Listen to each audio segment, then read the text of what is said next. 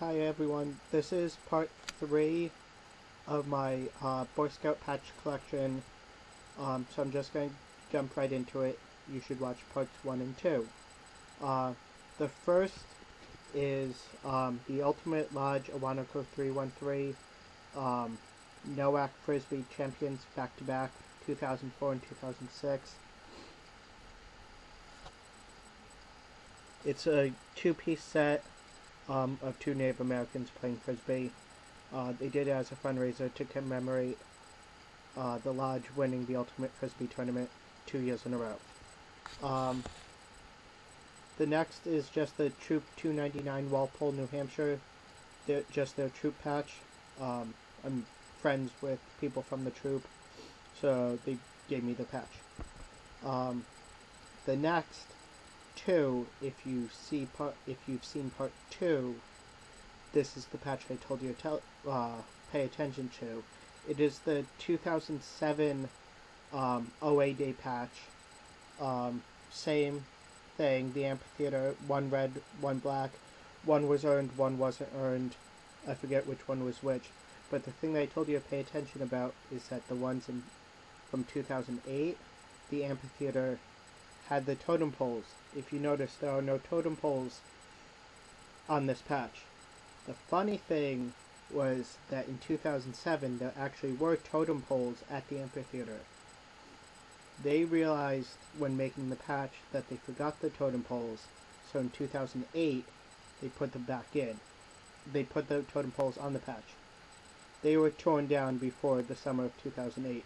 So in 2007, when there were actually totem poles, no totem poles on the patch. 2008, totem poles on the patch, no totem poles in existence. We found it funny when it happened. The next is the 2007 Cub Scout Resident Camp patch. The theme was Land of the Pharaohs, aka just like a mummy theme.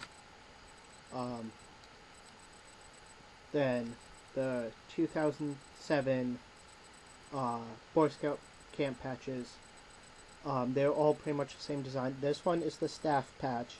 You can't tell, but in green lettering on the green tree it says the word staff. Oh, you can kind of see it. That they did it so we knew that on staff it was the one. If you could tell, this is just the regular camp patch that every camper got. Well, this is the staff patch. Just looking at them side by side, you can't tell the difference. It's that you have to look at the ghosted staff on the green. Then this one, same patch from the same year, except you can tell that's the yellow border instead of the blue border. This was for a program called Go for Gold. If you brought like 75% of your troop, you went for the gold. So you got the gold border, yellow bordered patch. I actually have 2 of those for some reason. I don't know how I got 2, but I did. I may have bought one and got one for being on staff. Then this was just a generic 2007 camp patch that they made that they sold in the trading post for like $2, so I picked it up. Same thing with this one, just a generic patch that they made for the camp. This is the Hermit Shack. This was $4. This is the Hermit Shack. The camp is known as the home of the hermit, so this is the Hermit Shack. Then these 4 all go together. They make a circle. This was a program that, like, if you did a certain number of things each summer for 4 years, you can qualify for each segment of the Constellation Award. This constellation you were able to see at the camp, but no one ever actually did this award. So I actually looked through it and I actually completed all of it. So the manager of the training post just let me buy them. Then 2 years in a row we had international scouts from Taiwan, 2 different ones.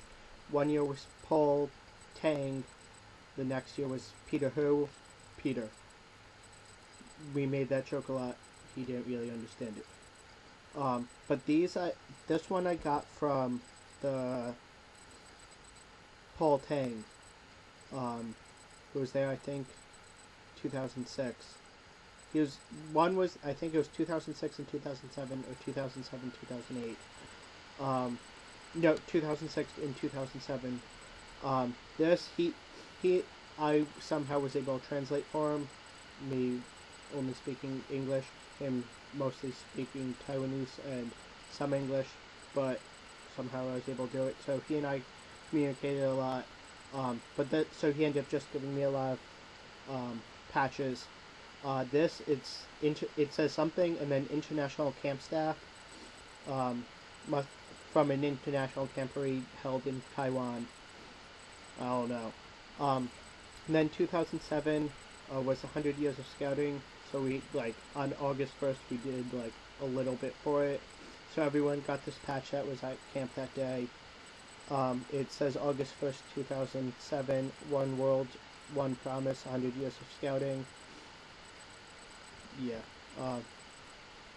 Then for 4 years, I helped run a Cub Scout Fright Night, which was always the weekend, the Saturday before Halloween. And there was a patch for it that I got just for helping it. The patch never really. We did the same sort of theme for the Fright Night every year, which was kind of modeled after the Haunted Mansion in Disney World, but pretty much the kids went through a trail. There was different scary things. So this is the one from 2007. It's a Fright Night 2007. With a Camp Sequassen logo and a spider on a spider web. Next is the 2008. This one has a theme on it, even though there was never a theme. It says Fright Night 2008, where werewolves rule. Again, we did nothing with werewolves, so I don't know why. I understand the werewolf on it, but not the saying. But whatever.